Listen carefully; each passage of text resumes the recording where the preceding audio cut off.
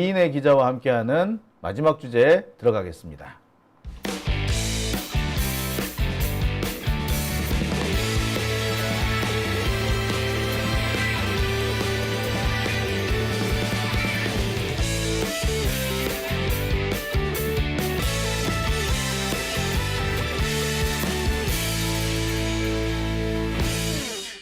네, 오밤중의 뉴스 함께하고 계십니다. 매주 화요일 이 시간에는 정치루킹 이인혜 기자와 함께하는 시간도 마련해 놓고 있죠. 이제 오늘 제 옆에 나와 있습니다. 이인혜 기자 안녕하십니까? 네, 안녕하세요. 이인혜입니다. 네, 일주일 동안 어떻게 잘 지내셨습니까? 뭐 일주일 동안 잘 지내긴 했는데 예. 뭐 밥은 먹고 다니며 잠도 잘 자고 하지만 예. 지금 돌아가는 이 윤석열의 친일 행태와 이 뉴라이트들이 활개치는 모습을 보면서 제가 정말 가끔은 속이 너무 뒤집히는 기분을 많이 받더라고요. 참 정말 놀라운 것이 뉴라이트 중에서도 가장 좀 급이 처진다는 사람들만 골라 쓰고 있는 것 같아요. 그 정말 대표적인 인물이 이진숙이라는 인물인데 아무리 그렇지만 저 사람을 뽑아서 쓸 거라고는 아무도 생각을 못 했거든요. 근데 저 사람을 뽑아서 쓰는 걸 보고 사람이 그렇게 없나? 라는 얘기까지 나왔다고 합니다. 근데 그 뒤에 진행되는 인사 스타일을 봐도 사람이 그렇게 없니? 맞아요. 네. 네. 이 김문수 보세요. 사실 김문수라는 사람 보면은 저 사람이 약간 정신이 어떻게 됐나? 이런 생각이 들 정도의 사람인데 그런 사람을 또 장관에 턱 그냥 앉히니까 그걸 보면서 야, 해도 너무하는구나. 근데 분명히 한 80년대만 하더라도 운동권 출신이고 되게 그 김문수가 나름 그 안에서 운동권 스타로 불릴 정도로 굉장히 입지적인 인물이라고 들었는데 그럼요. 아마 어땠어요? 모르겠지만 네. 지금 민주노총 전신이 그 전노협이라는 노동운동 단체였고 그 전노협의 모체가 되는 게 선노협이라는 거였어요. 선호협이요? 예, 서울 지역 노동자 협의회. 이 선노협을 만든 사람이 김문수예요. 아니 지금 그렇게 극우적 발언을 하는데 네. 운동권 지금 보면은 아주 반노동자적이잖아요. 네. 노동자들 적대적인 그런 행동을 취하잖아요. 근데 그 사람이 노동운동의 대부 같은 사람이었어요. 지금 정말 알 수가 없군요. 제일 김문수의 저런 행동에 제일 충격받은 사람이 누구냐 하면은 사실은 우리 조국 전 장관, 조국 대표가 한때 되게 충격받았다고 얘기를 했었어요. 그 정도였어요. 아까 말한 선호협 있잖아요. 네, 네. 선호협이 나중에 뭐가 되느냐 하면 그 중에 일부가 떨어져 나와가지고 남한 사회주의 노동자 동맹, 산호맹을 만들어요. 그 산호맹에 박노회가 있었고 네. 거기에 조국이 있었죠. 그리고 이제 그 백태웅 서울대 법대 출신의 그 백태웅 그다음에 은수미 네. 이런 분들이 거기 모여 있었거든요. 아, 그런데 그러면서 이 박노회의 스승이 누구였느냐? 박노회의 스승이 네, 김문수입니다. 와 정말 이 말도 안 되는. 야, 예. 그런데 그런 사람이 저렇게 바뀌니까 그 당시 같이 활동을 했던 사람들 또는 김문수를 알아왔던 저 같은 사람들은 저 사람이 갑자기 정신이 이상해졌다라고 생각이 드는 거예요. 제정신이 아닌 것 같다. 그때만 하더라도 그렇죠. 그런 발언은 절대 하지도 않았을 거고. 그런 사람은 아니죠. 이 사람이 이제 나중에 김영삼 대통령의 그 인재 영입 케이스로 당시 신한국당에 들어가요. 네, 네. 신한국당에 그때 같이 있었던 사람 중에 노무현 전 대통령도 있고, 그 당시 민주당에 있었구나. 그러고 있었고, 그 다음에 저 재정구 의원이나 네. 이종걸 의원, 이런 분들도 그때 같이 있었어요. 그분들이 나중에 싹 이제 탈당해서 나오죠. 독수리 오용제 이래가지고. 그때 남았어. 탈당 안 하고 남았던 사람. 탈당하고 안 하고 남았던 사람 중에 원희룡, 김문수 이런 사람이었던 거예요. 그 안에서 결국엔 정치하려고. 근데 이분이 경기도지사 3선을 하잖아요. 경기도지사 3선 할 때까지만 해도 그 정도는 아니었어요. 네, 저도 그렇게 뭔가 이상한 인물이다라고 생각은 안 들었는데. 예. 근데 그 뒤에 갑자기 이상해졌더라고요. 네. 그리고 지금은 그 이상한 걸로 좀 커리어 정점을 찍고 계시는. 커리어 하이. 그래서, 네. 그래서 오히려 그런 분들을 보니까 너무 어떻게 보면은 그 윤석열 정부에서 뽑은 사람들 대부분이 이게 다 분야도 다르고 어떻게 보면 살아온 삶의 궤적들도 다를 수는 있는데 이렇게 윤석열을 중심으로 모이는 걸 보면은 너무 비슷한 점들이 놀랍죠. 네, 예. 많은 어쩜 것 이렇게 같아요. 똑같지? 이런 생각. 그러니까요. 다 다르게 살아왔는데 지금 현재 모습 보면 되게 엇비슷해. 그리고 어떻게 따져보면 윤석열하고 어떻게 이래저래 연관이 돼. 뭐 혈연이 있던 지연이 있던 학연이 있던 아니면 본인의 혈연 지연 학연이 없으면은 부모님 때에 네. 현대모가 있던 이런 식의 관계이거나 그것도 아니면은 내가 그분 유튜브 애청자예요 뭐 이런 맞아요.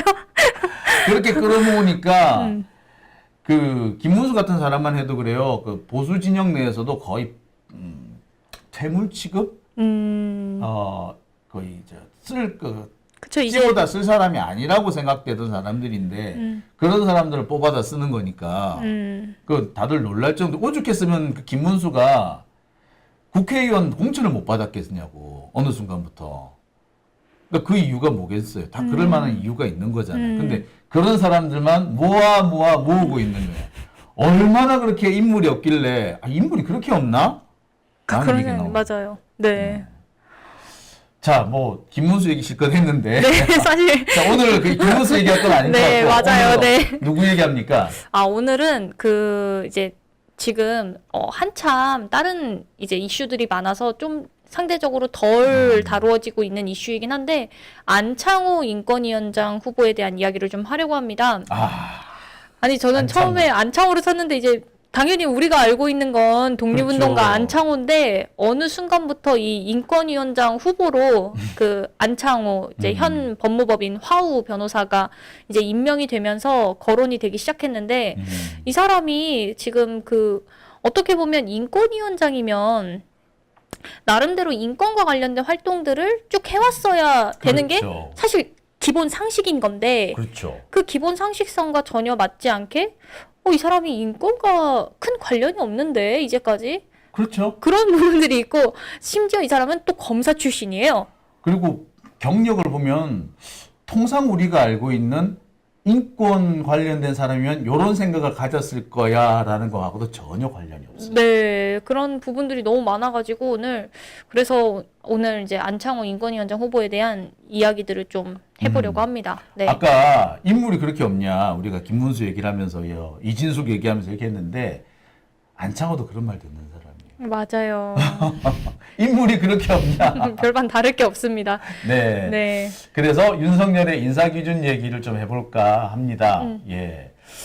자, 안창호라는 사람이 어떤 사람인지부터 조금 짚어보죠. 네. 안창호 어떤 사람일까요? 네, 안창호는 지금 이제 여기 보시는 바와 같이 지금 안창호는 이제 1957년생으로 이제 67세인데 보니까 대전이 고향이어서 대전에서 나고 자라면서 대전고를 나왔고 서울대 사회학과 졸업해서 이제 사법연수원 14기 그리고 23회 사법시험 거쳐서 이제 검사로 쭉 생활을 하다가 헌법재판관 그리고 변호사 그리고 지금은 인권위원장 이렇게 이제 궤적을 걸어오신 분인데요. 네. 이 안창호라는 사람이 어쨌든 대전고 나왔는데 이 대전고에 좀 인물들이 꽤 있더라고요. 저는 몰랐는데. 법조계 쪽에 대전고 인맥이 좀 있죠. 네.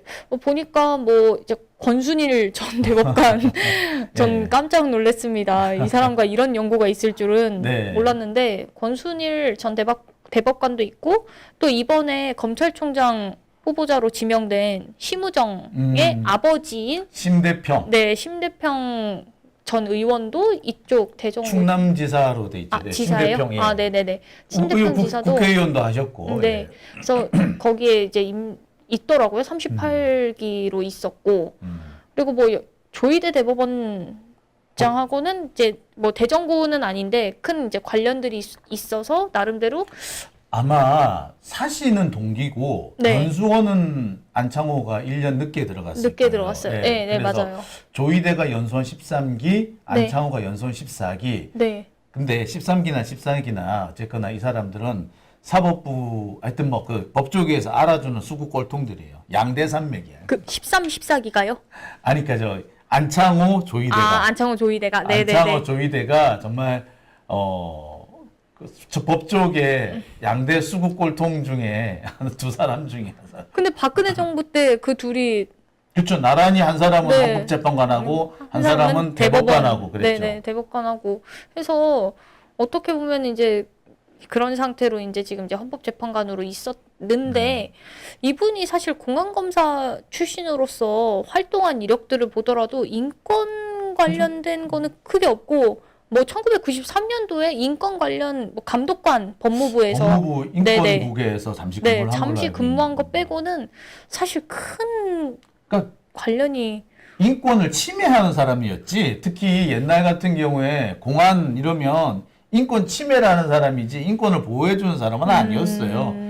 지금은 뭐 공안이라고 그러면 공안 검사 뭐 그런 사람들이 있어 뭐 이렇게 되잖아요. 근데 그때는 공안 검사라 그러면 나는 새를 떨어뜨린다고 하는 사람들이었으니까.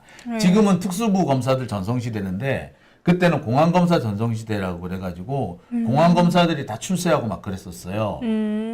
그리고 보면은 뭐 각종 간첩 사건이나 네. 뭐 또는 시국 사건 또는 뭐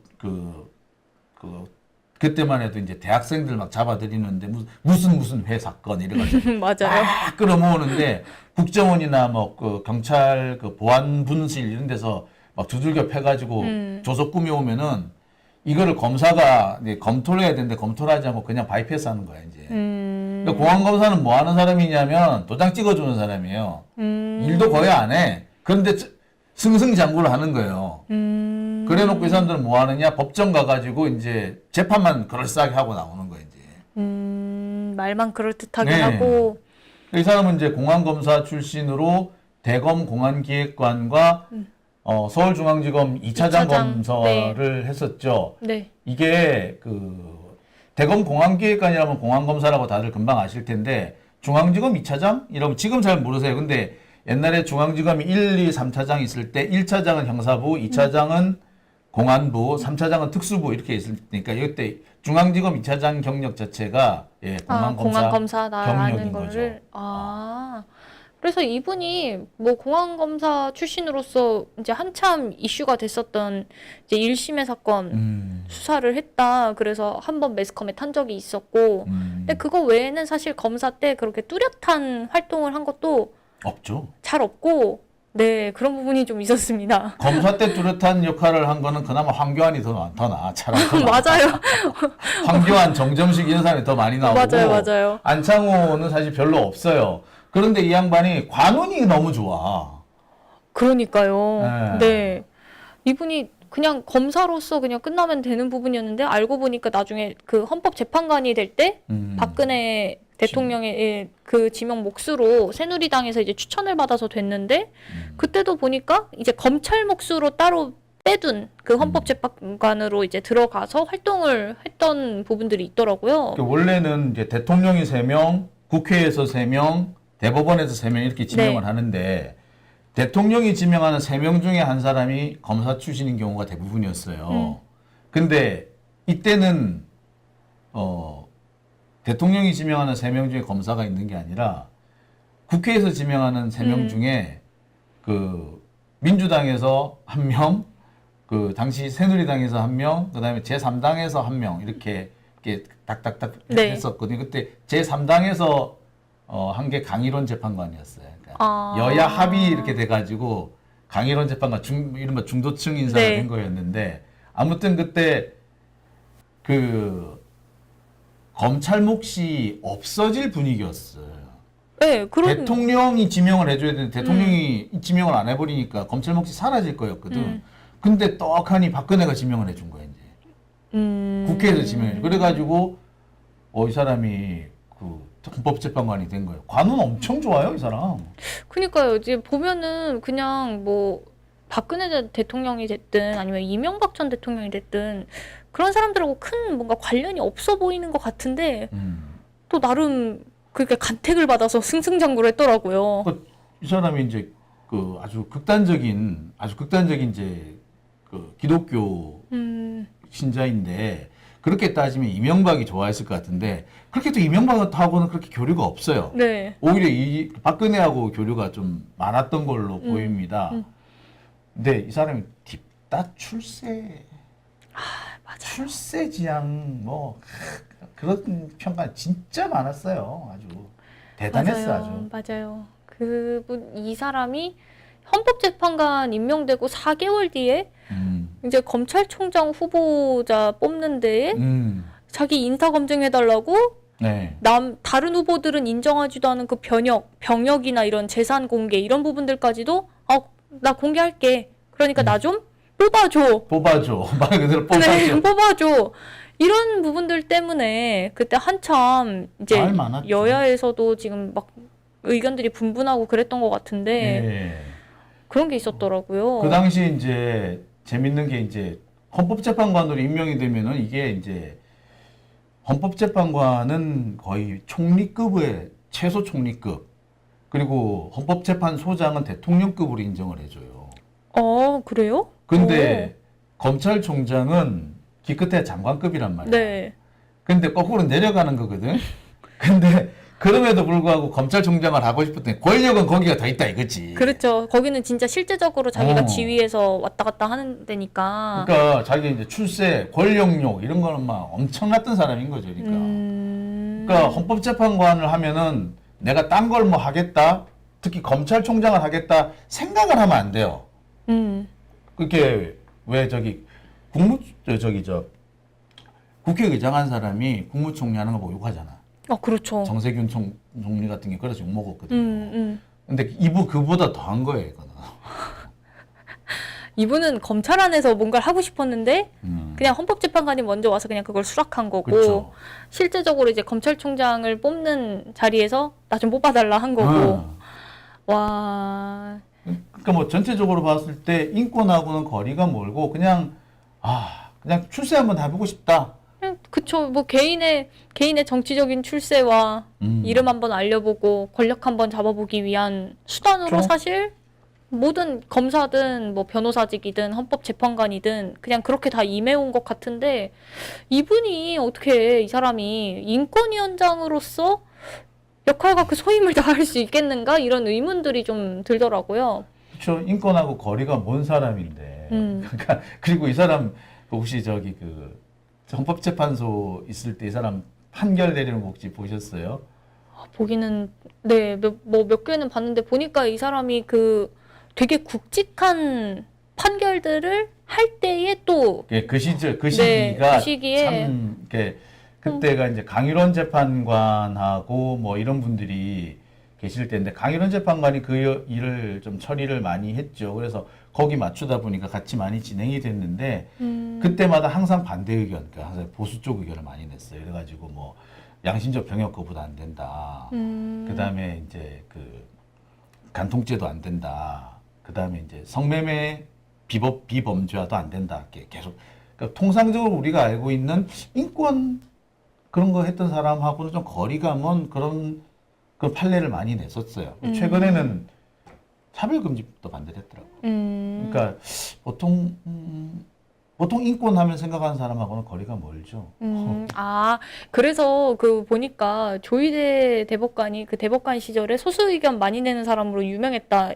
그리고 이 안창호도 소수 의견 내는 걸로 유명했다. 이런 식으로 평하는 사람들도 꽤 있더라고요. 보니까. 그건 좀 잘못된 거예요. 그래요? 그러니까 조희대도 그렇고 안창호도 그렇고 소수였던 적은 마지막 퇴임하기 한 1년 정도가 소수 의견이었어요. 그러니까 박근혜 탄핵 당하고 문재인 정부가 들어서고 난 다음에 1년 사이 그 정도에만 주로 소수였던 거고 그 이전에는 거의 다수였어요. 대부분 다수였어요. 소수였던 적이 잘 없어. 그러니까 그 막판에 1년 동안 집중적으로 그러니까 정권이 바뀌고 박근혜 정권이 물러나고 사회 분위기가 다 바뀐 거야. 진보 방향으로 확 바뀐 거예요. 그러니까 헌법재판소나 대법원이나 판결 자체가 이렇게 진보 성향으로 막 가는 거예요. 그러니까 그동안 중도 쪽에 있던 재판관이나 대법관들도 진보적인 결정 쪽으로 손을 들어줍니다. 그런데 아주 최강의 콤비 수구꼴통 콤비 조희대 안창호 안창호. 이 두 사람은 끝까지 나는 수구를 지킬 거야. 아니 그러면은 사실상 그건 언론들에서 그냥 소수 포장? 의견이라고 잘 포장해 준 거면 예, 포장을 해준 거예요. 역시 예, 그러니까 그거 믿으면 안 돼. 역시 법조 관련해서 언론이 쓴 거는 예, 우선 의심하고 봐야 되는 일단 것 같습니다. 의심하고 봐야 돼. 네. 그러니까 정말로 저는 어처구니가 없는 게 이 사람 저기 조희대 같은 사람하고 미스터 소수 의견 얘기하는데 그거 정말 개소리예요. 진짜 개소리야. 그러니까 이 사람이 미스터 소수 의견이었던 적은 마지막 1년밖에 없어. 항상 이 사람은 다수였어요.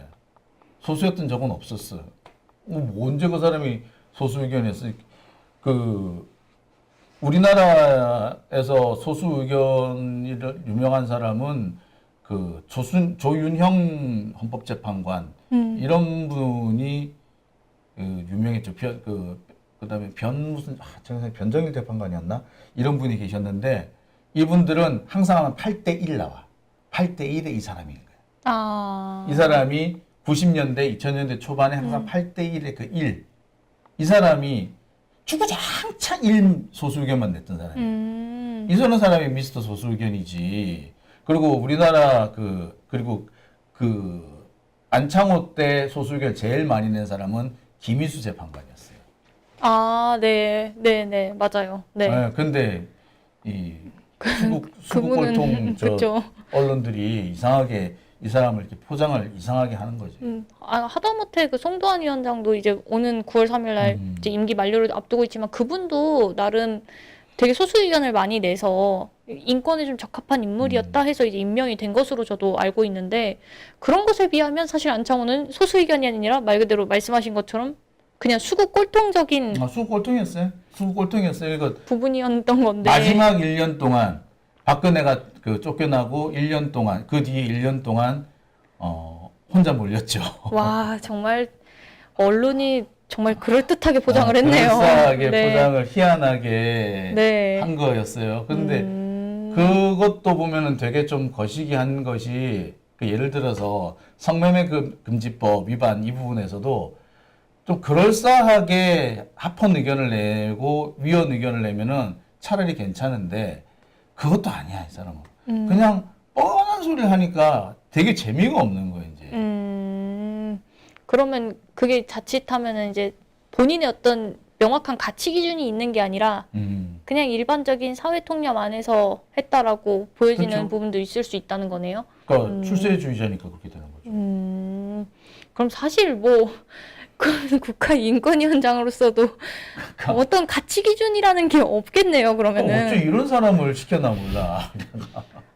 정말 대단하지 않아요? 전 윤석열이 그 어떤 악한 인물들 그리고 좀 패급 중 패급들의 인물들을 끌어오는 좀 에너지가 있는 것 같아요.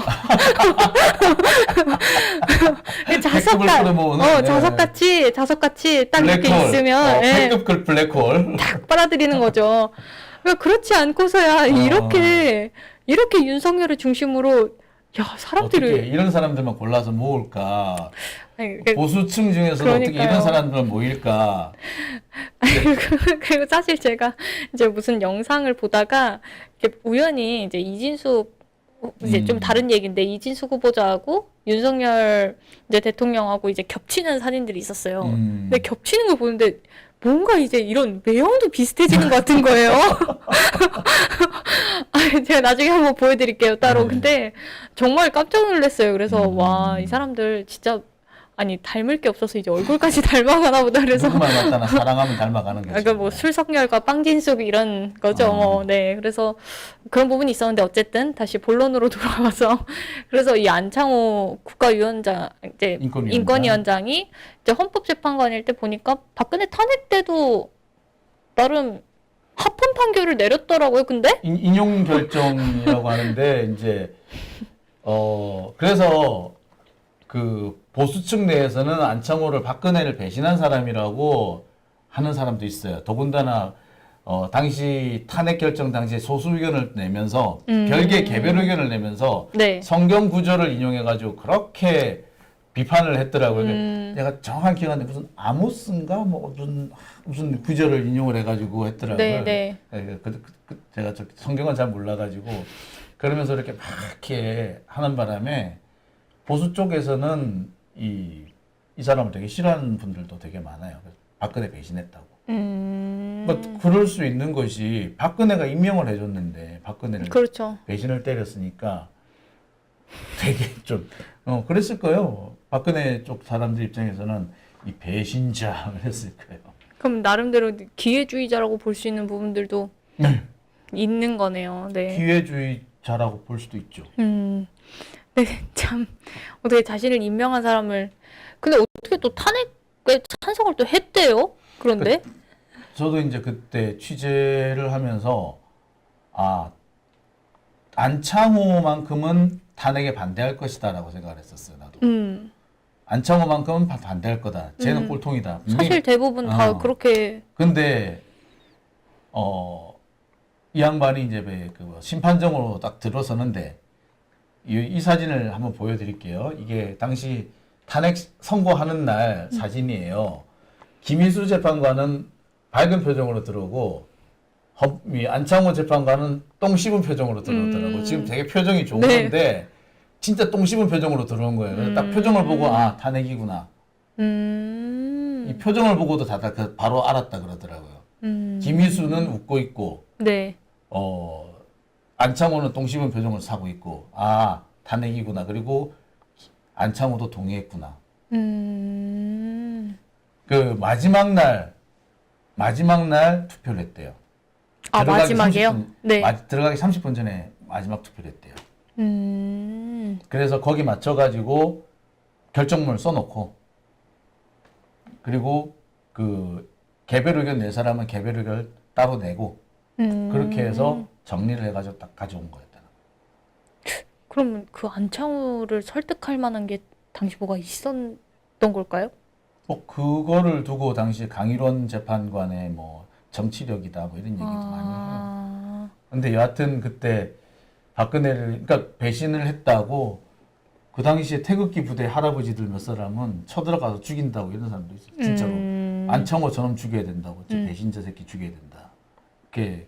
그래서 진짜 그 헌법재판소 문 담 넘어가겠다고 하신 분들도 있었어요. 실제로. 그래서 붙들려 가고 막 그랬었어요.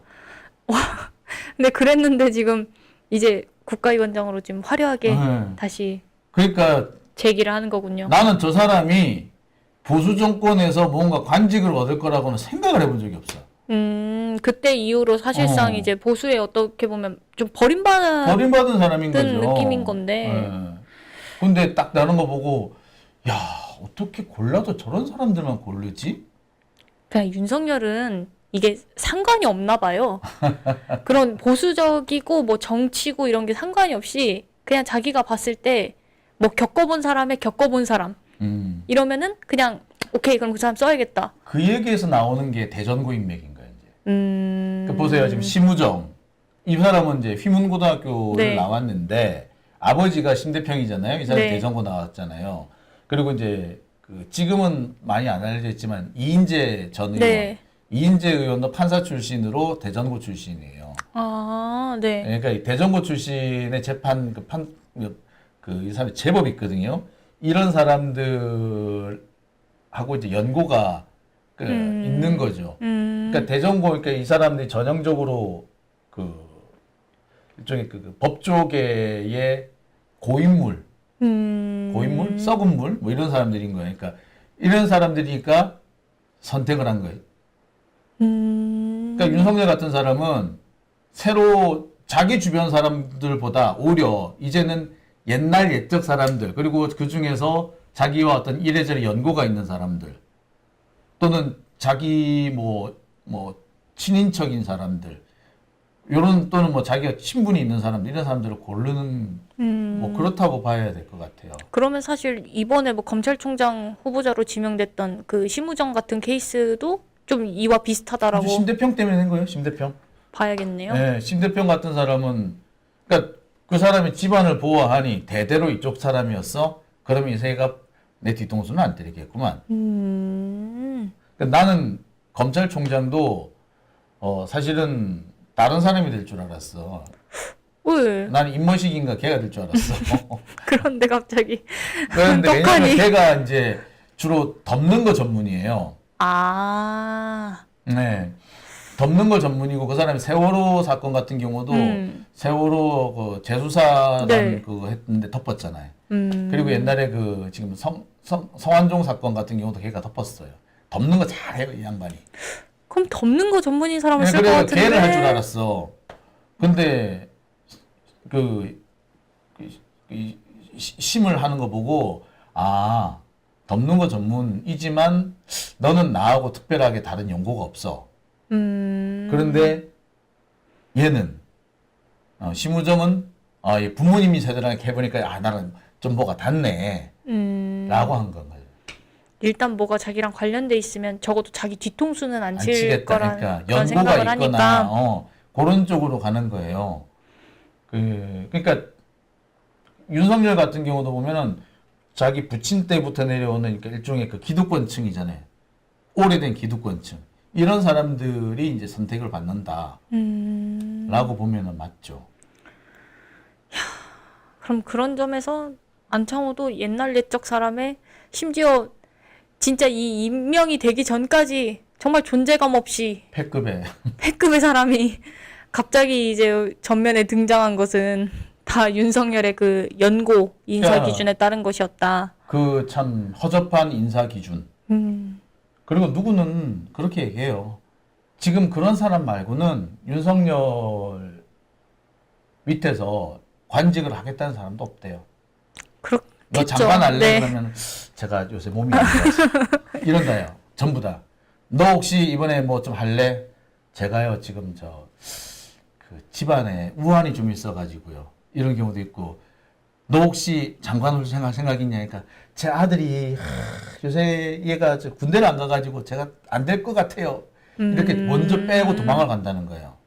그러니까 좀 지능순으로 그치? 탈출의 지능순이라고 지능순으로 먼저 탈출할 사람들은 빨리 손절을 하고 네. 그러니까 그래도 나는 좋다. 그래도 나는 여기서 한 자리 해먹고 한 자리 가겠다 해먹고 가겠다. 하면은 이준숙 같은 경우는 지금 방통위원장으로 며칠 앉아 있었어. 그런데 닷새 정도밖에 와. 없었잖아요. 네, 그런데도 거기 좋다고 가는 거 아니야. 참 정말 그러니까 그런 사람들만 가는 거예요. 그런 자리라도 좋다. 뭐 탄핵을 해가지고 살아나올지 뭐 죽을지는 모르겠으나 탄핵을 당한다는 것 자체가 엄청난 스트레스잖아요. 그런데 나는 그래도 좋다 간다 라고 할 정도로 관직 욕심이 강한 사람. 그러니까 안창호처럼 헌법재판관을 하고 있는데 나 검찰총장 불러주는겨? 갈까? 이럴 수 있는 사람. 그러면 결국 윤석열이 안창호라는 사람을 그냥 연고의 그러니까 기준해서 두 가지인 거예요. 네. 앉을 사람이 없었다. 두 번째 이래저래 연고 따지다 보니까 쟤밖에 없더라. 김용원 저희 앞서 한번 일전에 다뤘지만 김용원이 그렇게 되고 나서 야 그래도 정의는 살아있나 보다 했는데 아유 더한 사람이 오는 거 보고서는 야 이거 인권이 앞으로 뭐 이제 국민들의 어떤 인권이 지켜지고 이런 거는 굉장히 힘들겠다. 가뜩이나 이 힘든 상황에서 누구는 그런 말도 해요. 안창호라는 사람은 특별히 일을 하는 사람은 아니에요. 안 할 거래요, 아무것도. 그냥 그 직에만 앉아 있고 안 할 거래요. 네. 그럴 거래요. 그런 얘기도 있습니다. 인권위가 참 서서히 네. 잊혀가겠군요. 인권위가 고사될 것이다.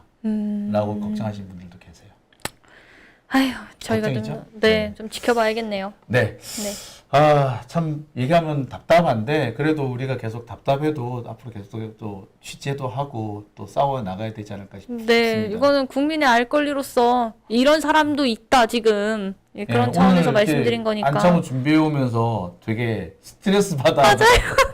내가 이거 꼭 해야 돼요. 이렇게. 아니 준비 다 해놓고 와가지고 꼭 해야 되냐고. 아니, 저 정말 별로 말하고 싶지 않았거든요. 이런 네. 사람조차. 이렇게. 아니, 나는 나름 이 양반이 기독교인이라 할 말이 많을 줄 알았어. 아니요, 네. 뭐, 그분의 뭐 종교성에 대해서는 별로 운운하고 싶지도 않고요. 네. 그냥 이 사람을 내가 지금 꼭 다뤄야 하나. 그러니까 국민들도 알 권리 차원에서 당연히 이 사람이 지금 임명되고 있고 이런 사람이다라는 걸 알리긴 알려야 하는데, 그러니까 국민들한테 너무 TMI를 주는 것이 아닐까라는 그런 우려가 들 정도로 별로 말하고 싶지 않은 인물이긴 했습니다. 네. 그렇군요. 앞으로 이런 사람 좀 안 봤으면 좋겠네요. 그죠? 네. 다음 주에는 좀 더 기분 좋은 소식이었으면은 좋겠습니다. 기분 좋은 소식 있으려나? 네, 이상을 바라보며 네, 알겠습니다. 알겠습니다. 자, 오늘 고생하셨습니다. 네. 다음 주 뵐게요. 네, 감사합니다.